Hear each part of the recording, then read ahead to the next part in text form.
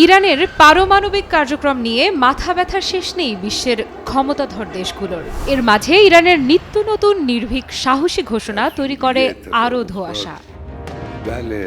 কোন শক্তির জোরে ইরানের এতটা আত্মবিশ্বাস? এই প্রশ্নে টালমাটাল যুক্তরাষ্ট্র থেকে শুরু করে পুরো পশ্চিম। তাদের সন্দেহ, তেহরান আন্তর্জাতিক পরমাণু শক্তি সংস্থার চোখের আড়ালেই পরীক্ষা চালাচ্ছে পরমাণু অস্ত্রের। তবে পরমাণু কার্যক্রমকে সামরিক ক্ষেত্রে ব্যবহার করা হবে না বলে বারবার আশ্বস্ত করেছে ইরান। পরমাণু অস্ত্র বানানোর কোনো ইচ্ছেই নেই, এমনটাই দাবি খামেনি প্রশাসনের। তবে এই দাবি মানতে নারাজ যুক্তরাষ্ট্র ও তার পশ্চিমা মিত্ররা। তাদের প্রশ্ন, ইরান কেন 60% পর্যন্ত পরিশুদ্ধ ইউরেনিয়াম সমৃদ্ধ করছে, যদিও তার ব্যাখ্যা দেয়নি দেশটি।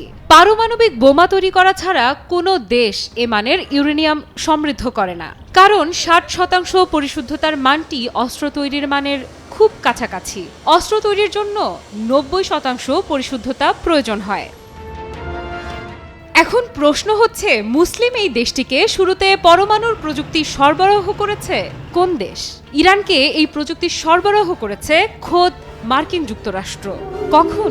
চলুন তার বিস্তারিত জানা যাক। 1950-এর দশকে যুক্তরাষ্ট্র ও সোভিয়েত ইউনিয়নের মাঝে যখন চলছে ভয়াবহ স্নায়ুযুদ্ধ, সে সময় তেহরানকে হাতে রাখতে পরমাণু কর্মসূচি শুরু করতে সাহায্য করে ওয়াশিংটন। অ্যাটমস ফর পিস প্রকল্পের আওতায় যুক্তরাষ্ট্র ইরানকে সরবরাহ করে পরমাণু প্রযুক্তি, নিউক্লিয়ার ফুয়েল সরঞ্জাম ও প্রশিক্ষণ। 1967 সালে তেহরানে পাঠানো হয় 5 মেগাওয়াটের রিসার্চ রিঅ্যাক্টর, যা পরিপূর্ণ ছিল উচ্চ মাত্রায় সমৃদ্ধকৃত ইউরেনিয়ামে। তবে 1979 সালে ইসলামিক বিপ্লবের পর বন্ধ হয় যুক্তরাষ্ট্রের এই সাহায্য।